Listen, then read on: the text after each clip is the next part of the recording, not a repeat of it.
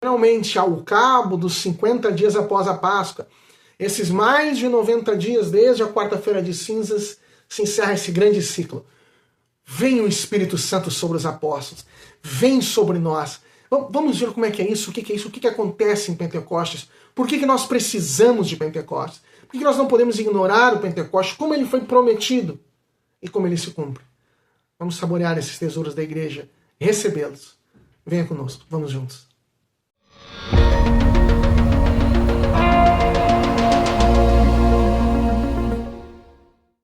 Olá, paz de Jesus, que bênção nós estarmos novamente juntos. Deus abençoe a todos. Eu sou Manuel Guimarães da comunidade Paz e Mel. E nós estamos aqui novamente para saborear, para receber esses tesouros da igreja, para nos engrandecermos com ele. Que não são tesouros materiais, mas que é um tesouro espiritual, daquilo que a igreja nos deu, nos deixa, nos partilha.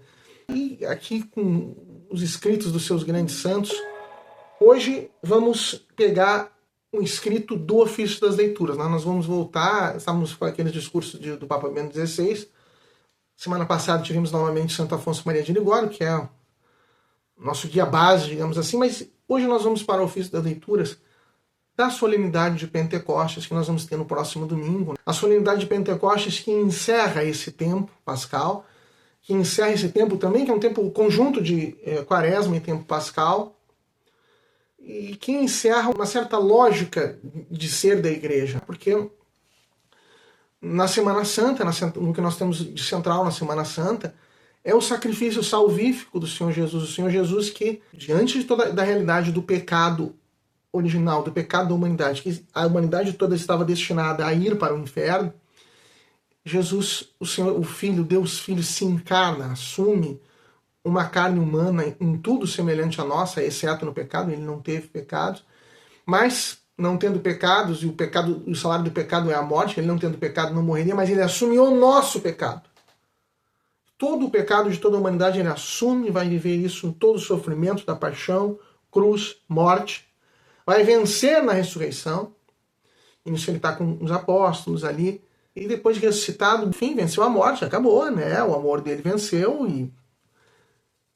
Mas não é só isso. Os apóstolos, eles ainda precisam desse tempo, tutelados, digamos, pelo Senhor Jesus, mais um tempo de contato com ele, e tem esse tempo nos 40 dias seguintes, até a ascensão. Jesus vai ao céu, se sentar à direita de Deus Pai Todo-Poderoso, com um corpo que antes ele não tinha. Foi a solenidade da semana passada da ascensão. Ontem, no domingo, nós tivemos a Santa Missa da Ascensão. Então agora os apóstolos eles vão ter que continuar sem Jesus Cristo. Mesmo sem essas aparições mais esporádicas dele como ressuscitado, até isso vai ser subtraído. Eles vão continuar, eles são a igreja, mas a igreja precisa do Espírito Santo. Se Deus em Cristo se encarna, quando o Espírito Santo vem sobre os apóstolos, sobre os discípulos, sobre a igreja nascente, ele se torna comunidade, ele vai tornar a eclésia, né, a assembleia dos seus, vai abençoar, santificar, inspirar aqueles que querem aderir ao Senhor Jesus Cristo. E é essa a solenidade. E o Espírito Santo é necessário. Essa igreja ela não existe, ela não se mantém, ela é destruída, ela é frágil sem o Espírito Santo.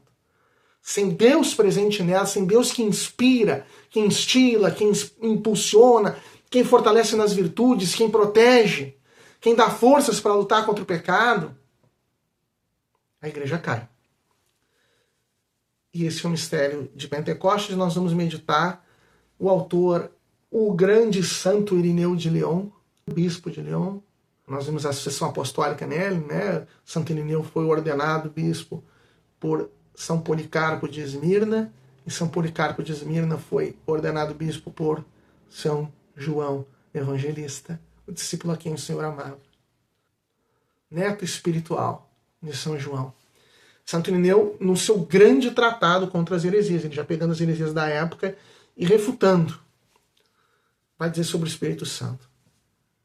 Ao dar aos seus discípulos poder para que fizessem os homens renascerem em Deus, o Senhor Jesus, né, lhes disse: ide e fazei discípulos meus todos os povos, batizando-os em nome do Pai, do Filho e do Espírito Santo. Deus prometera, por meio dos profetas, que nos últimos tempos derramaria o seu Espírito sobre os seus servos e servas, para que recebessem o dom da profecia. Por isso o Espírito Santo desceu sobre o Filho de Deus, que se fez filho do homem, habituando-se com ele a conviver com o gênero humano, a repousar sobre os homens e a morar na criatura de Deus. Assim, renovava os homens segundo a vontade do Pai, fazendo-os passar da antiga condição para a vida nova em Cristo. É o Espírito Santo que vem fazendo isso. São Lucas nos diz que esse Espírito, depois da ascensão, desceu sobre os discípulos no dia de Pentecostes, com o poder de dar a vida nova a todos os povos e a fazê-los participar da nova aliança. Eis porque naquele dia todas as línguas se uniram no mesmo louvor a Deus, enquanto o Espírito congregava na unidade as raças mais diferentes e oferecia ao Pai primícias de todas as nações. Que beleza! Os apóstolos ali falavam em outras línguas e as pessoas entendiam, e as nações, as raças, as línguas, os povos estavam se congregando no louvor a Deus, no reconhecimento do Senhor. Não no relativismo, como hoje em dia se quer congregar, né? Vamos juntar todas as raças, e aí não tem certo, não tem errado, todo mundo pode fazer o que quiser. Não, não é isso. Estão se congregando no louvor a Deus, no amor a Deus. Segue Santo Irineu. Foi por isso que o Senhor prometeu enviar o Paráclito, que os tornaria capazes de receber a Deus. Assim como a farinha seca não pode, sem água, tornar-se uma só massa, nem um só pão, nós também, que somos muitos, não poderíamos nos transformarmos num só corpo, em Cristo Jesus, sem a água que vem do céu. Essa figura é belíssima. Muitas vezes utilizada na igreja, ela é assim, é como se cada um de nós, cada pessoa na igreja fosse um grão de farinha. Um grão não do pó da farinha, fôssemos um grãozinho de farinha. E estão separados, mas quando vem a água, ela os une de maneira inexorável, e depois vai se tornar pão, e depois disso, na água e depois no fogo, né, no calor, não tem mais como separar aqueles grãos de farinha. Não é mais possível. O trigo ali já não pode ser separado mais em trigo, é pão. Assim, a comunidade cristã, unida pelo Espírito Santo, abençoada pelo Espírito Santo, transformada pelo Espírito Santo, é una. Muito bonita essa imagem. Segue Santo Irineu. E assim como a terra árida não produz frutos se não for regada, também nós, que éramos antes como uma árvore ressequida, jamais daríamos frutos de vida sem a chuva da graça enviada do alto. Com efeito, os nossos corpos receberam pela água do batismo aquela unidade que os torna incorruptíveis. Nossas almas, porém, a receberam pelo Espírito. Nosso corpo recebeu a água, nossa alma, o Espírito. O Espírito de Deus desceu sobre o Senhor como espírito de sabedoria e discernimento, espírito de conselho e fortaleza, espírito de ciência e de temor do Senhor, Deus. Isaías 11:2. Referência a Isaías. É este mesmo espírito que o Senhor fez descer por sua vez, que o Senhor por sua vez deu à igreja, enviando do céu o Paráclito sobre toda a terra. Desde aquele céu de onde também Satanás caiu como um relâmpago. Por esse motivo, temos necessidade desse orvalho da graça de Deus, para darmos fruto e não sermos lançados ao fogo. E para que também tenhamos um defensor, onde temos um acusador. Pois o Senhor confiou ao Espírito Santo o cuidado de sua criatura, daquele homem que caíra nas mãos dos ladrões e a quem ele, cheio de compaixão, enfaixou as feridas e deu 2 denários reais. Tendo assim recebido pelo Espírito Santo a imagem e a inscrição do Pai e do Filho, façamos frutificar os dons que nos foram confiados e os restituamos multiplicados ao Senhor. Então, essa belíssima reflexão de Santo Irineu faz essa última referência aí à parábola do bom samaritano, que é enfaixado, que é curado pelo Senhor. Assim o Espírito Santo vem sobre nós, nos cura, nos enfaixa, Deus mesmo nos acolhendo e nos transformando. A grande lição de Pentecostes é essa: nós precisamos de Deus, nós precisamos do Senhor. Nós precisamos que Ele venha sobre nós, que Ele haja sobre nós.